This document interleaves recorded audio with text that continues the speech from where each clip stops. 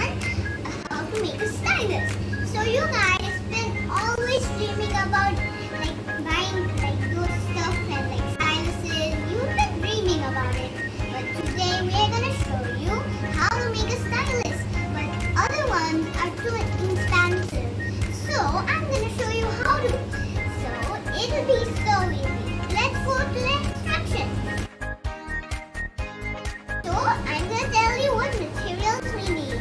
So a pair of scissors from silver foil, a pen without refill, and earbuds. And water too. Do not forget the water.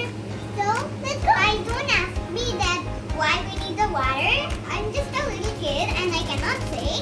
So we just need the water. It's important. I've got the earbud. This about this much, like this, and this much we need.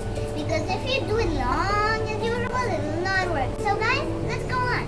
Guys, I could not fix the the stylus, so I got the earbuds and wrap it around with sellotape so it will stick. See? Can you see it, guys? And it's all wrapped up like this around here, and so it's still fixed. Let's go on with the next one. And guys, my mom is helping me do it, so we have to wrap it around so it can touch the earbud right over here, like mom did. See?